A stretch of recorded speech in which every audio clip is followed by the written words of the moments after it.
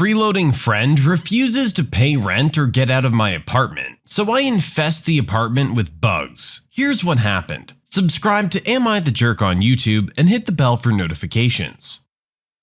This is a story about what my friend KP did to help his buddy get rid of a roommate who just wouldn't move out. What you have to understand is KP is the sort of guy who will put far more effort into a scam than honest work would ever take. He lives for the flim-flam. In grade school, he had every puke ray and remote fart box they sold. We spent our teenage years driving around to fast food restaurants and telling the manager that they got our order wrong in order to wheeze some free food, or disconnecting the odometer on his mom's scooter so we could joyride undetected. KP's family was wealthy, but that didn't matter. His car's plates were always counterfeit. He was the guy who would hook up your cable. He ran a side business replicating of-age stamps that all the local bars used. He ran a high schooler speakeasy in his spare bedroom. He forged a dealer's license to buy his RV wholesale. And to this day, every time he walks into a restaurant, he goes right over to the server's counter and grabs someone else's chicken fingers and brings them to the table. Nobody said these stories had to involve ethical people. He dropped out of college first semester to go to one of those get-rich-quick seminars in Vegas, and actually got rich with one of those legal scams. You know, the bounce check mini lean one. So needless to say, he doesn't have to work, and has actually spent his time pursuing one grift or another, from diamond cutting to inventing a new kind of lawnmower. They never go anywhere because his interest dries up quicker than the $1,000 of dead fish in his saltwater aquarium. I wouldn't be surprised if right now he was soaking the labels off some wine bottles or selling some counterfeit calamari. He lives for the flim-flam, but he's also a volunteer firefighter, and that plays a small role. His buddy Schlemazel got into a year-long lease for a one-bedroom apartment shortly after he and his girlfriend got pretty serious, and they decided to buy a house. He subletted his apartment to a guy I'll call Guy on Our Couch, or Gooch. Gooch didn't have a job and never paid rent, ever. Schlemazel begged and pleaded and threatened. Nope, Gooch didn't budge. He didn't have a job and rarely left the house, just smoked all day and played video games. Schlemazel was living with his girlfriend and trying to apply for loans. Unpaid rent would look bad on his credit. He appealed to the landlord to initiate an eviction, but the landlord said, "Your problem, screw you, pay me." A few months went by and he's paying this guy's rent and getting a lot of empty promises and getting nowhere. So he calls KP. This is the sort of phone call KP lives for. He springs into action. First thing he does is buy one of those pre-made websites that he sets up like a fake exterminator company. He gets them a 1-800 number and routes it to Schlemazel's phone. He then goes to Home Depot and buys Tyvek suits, masks, roach traps, and some of those little wand sprayers that exterminators use. He enlists the help of a friend, Mensch. Then he rents a U-Haul. He grabs a toy he's called a thermal imaging camera, or TIC, that firefighters use to find sources of heat and thick smoke. It looks like a very official piece of equipment. Then they suit up and knock on Gooch's door. "Annual bug bomb," they say. Gooch comes to the door in a thick haze of smoke, eyes squinty, and goes, "Huh?" "Annual bug bomb," they say again. "Have you lived here a year?" They knew he hadn't. "Yep,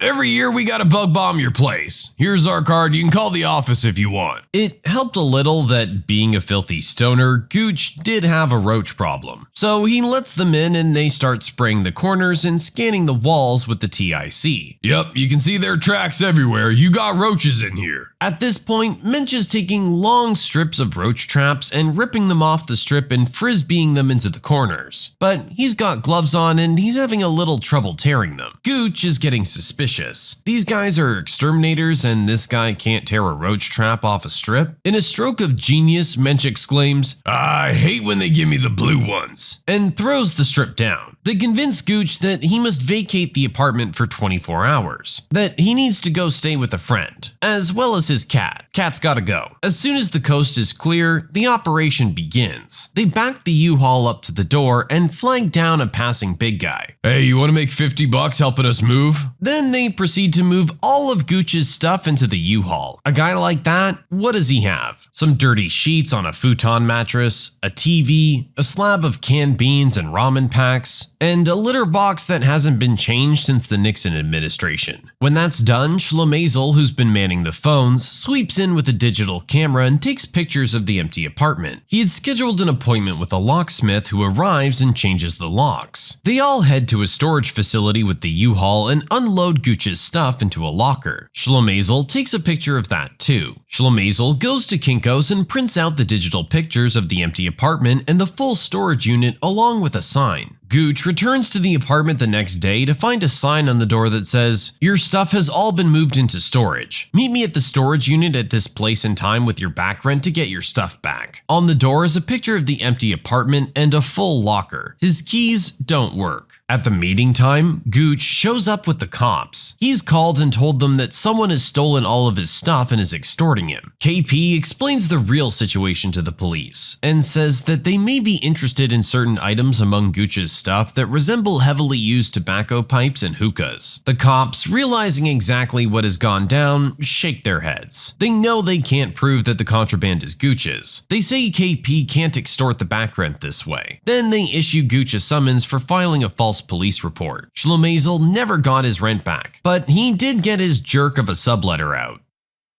This is one reason I'd be afraid to rent out property. Sometimes it's hard to get that person to leave, even when you're in the right and they haven't been paying rent. In the meantime, you're losing income on a place where you could have someone living and actually paying you. Doesn't sound like this guy was taking very good care of the place either. However, to view this from the other side of the coin, I can understand why he would call the police. You can't really just go and take all of someone's stuff. That's not your obligation to do so. Because you're a friend of the owner, that's not on you. The owner needs to go through the proper process to get this guy out, and can't just hijack his stuff.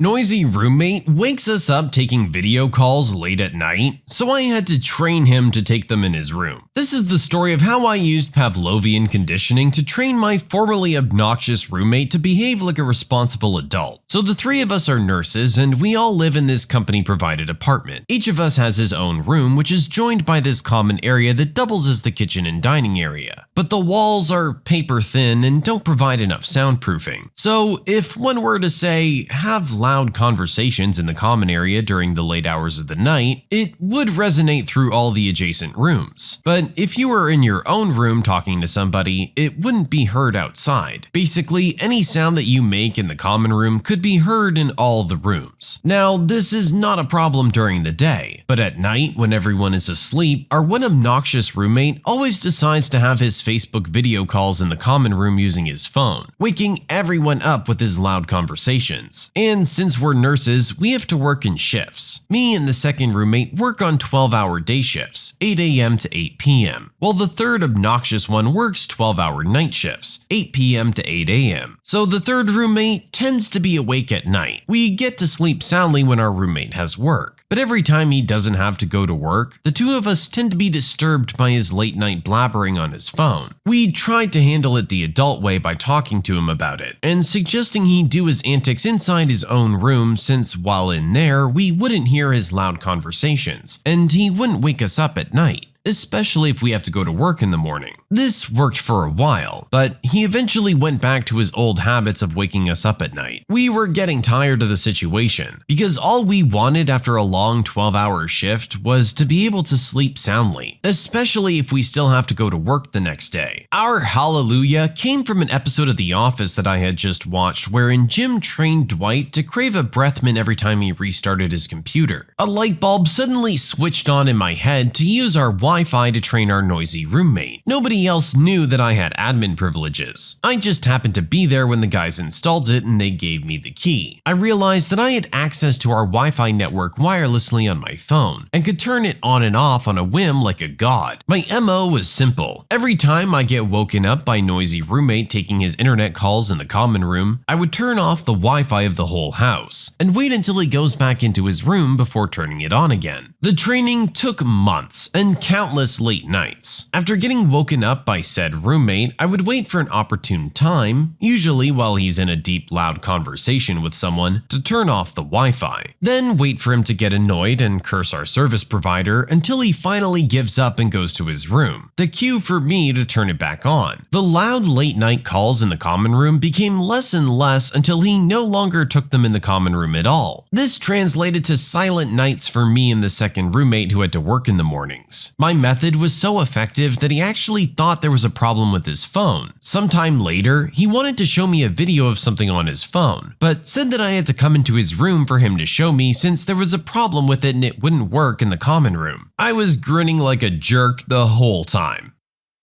You know, it may have taken a while, but I can't argue with the results. You got what you were looking for. You would think most adults would respond to the conversation of, "Hey man, you're keeping us up at night. Do you think you could take those calls in your room?" But unfortunately, that wasn't the case here. Our poster found a pretty creative solution though. I definitely wouldn't have come up with something like this. I just don't have the patience. You're messing with my sleep, we're gonna have some words.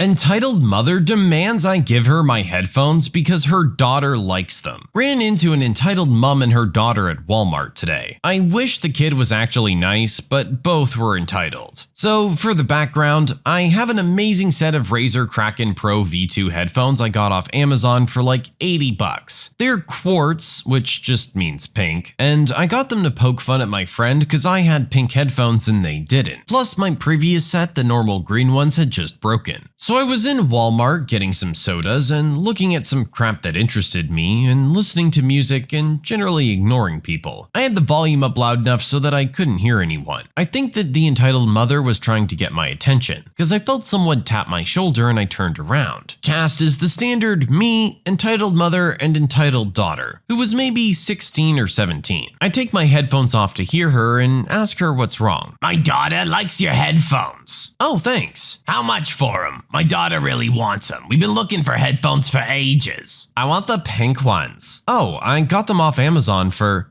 No. How much for those ones? I'll pay you $20 for them. What? Fine, $25. Take it or leave it. Lady, I got these for over 80 bucks. These are Razer Kraken Pro gaming headphones. Get some yourself. Oh, but my daughter needs them. She's a gamer. Oh? What's her favorite game then? I need them for a Fortnite tournament. Kid, get your own and play better games. Don't laugh at my child. Lady, listen, how about no? Or how about you leave me the heck alone? Watch your mouth. You shouldn't say those words. Yeah, only adults can say swear words. Oh, then what one of you should I listen to? Both of us. A child like you shouldn't use those words. That's adult language. Well, guess what? Let me tell you this once. I'm an effing adult, which I do a kind of pose to be extra, not gonna lie. Well, I'm your elder. So, you have no authority over me, so I don't need to listen to you if I don't want to. Give me your headphones. You owe me them now. I want the pink. How about no? Leave me alone. Entitled daughter starts crying and entitled mother loses it. Look at what you did. Give those headphones to my baby now. No, F off. I then leave and end up getting some Hatsune Miku poster and 2 My Hero Academia posters, along with some soda. I check out and start to leave and see a friend who works there, along with entitled mother and entitled daughter. Entitled mother to my friend. There, that's the one who stole my headphones. My friend. Really? Me. Hey, friend name. Friend. Hey, original poster. You work here. How unprofessional. They stole my headphones. Stop them. Hey, friend, we go to the same school. Have you seen me wearing these in the hall? Yeah, since like last February. Why? They're a liar. You should give those headphones back to my entitled daughter. Would I have had them since February from what Fred knows if I stole them from you today? Entitled mother is silent for a moment before trying to protest, but my friend protects my property. Entitled mother tries to convince her that the headphones were owed to her, but to no avail. In the end, that jerk started screaming at both of us and was detained by security for BS. Every time I hear a story like this, it really just boggles my mind. How you think you can be entitled to a stranger's property. Like, your argument here is that they're being rude to you, therefore they owe you their headphones? Don't you think you walking up to someone and asking for their headphones is rude to begin with? Does that mean that I immediately get something from you because you're being rude to me? Your logic here only works against you. I have no clue what's going through this woman's mind.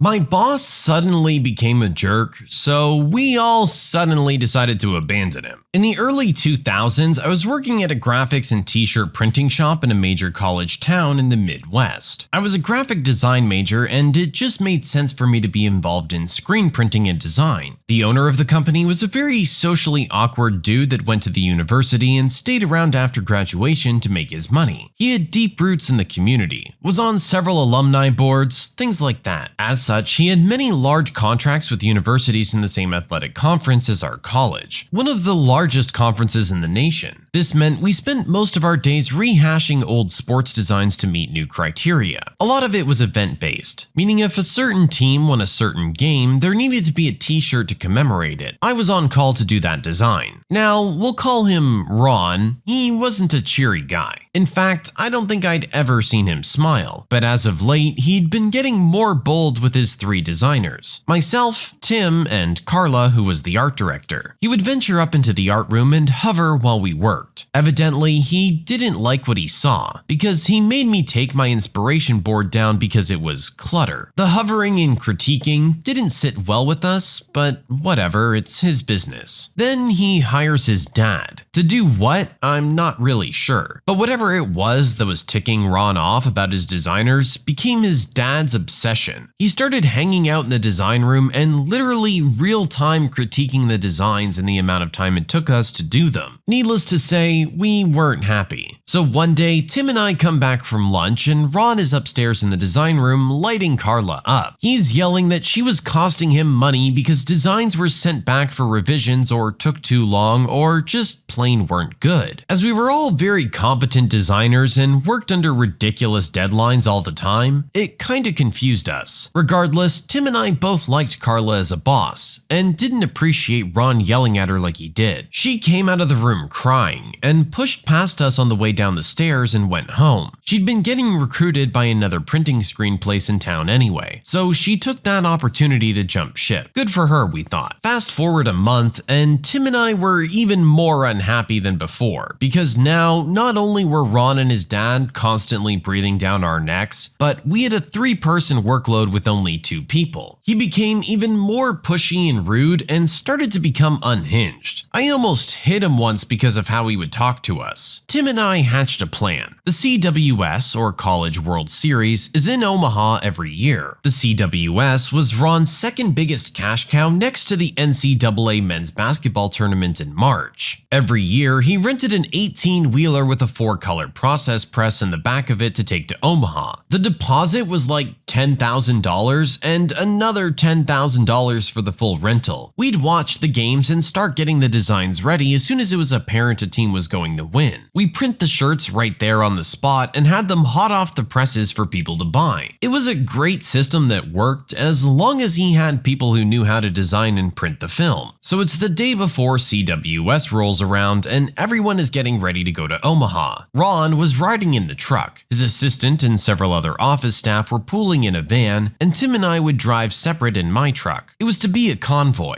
The truck took off. The van fell in behind it, and we fell in behind the van. They turned off on the highway toward Omaha, and Tim and I went to the bar. They didn't notice until they got to Omaha. I saved the voicemails just in case I disappear someday. He shuttered 4 months later and rebranded as a design-only firm. Gotcha, jerk. I'd like to know what went wrong here, cause it sounds like everything was okay in the beginning. What happened that all of a sudden he felt the need to start hounding you guys about your work? Maybe he wasn't making enough money and was trying to up the numbers, and felt that you guys were responsible for not designing good t-shirts. Either way, the way he chose to handle the situation was less than professional, let's say. Yelling at your employees will very rarely get you the results you want, at least not long term. No one wants to work in that kind of environment. environment. No one wants to have to deal with a person like that. You're not doing yourself any favors by driving your hard-working employees out the door. You've invested time and resources into training and hiring them. Don't throw that all away because you're a bit moody one day. Also, in regards to how our original poster handled the situation, there's also better ways. You probably cost this guy his business. That was $20,000 that he put down on this venture that he probably didn't get a whole lot back on with no one to operate the machines. I get that you're unhappy and you don't want to be there anymore, but you don't need to completely screw the guy over along with everyone else who works under him. When you subscribe, make sure to hit the bell to turn on notifications. Put the playlist on in the background to finish listening to all the stories, linked at the top of the description. And if you like Am I the Jerk, give Am I the Genius a shot, linked in the description as well. Either way, thanks a lot for watching and we'll see you guys next time.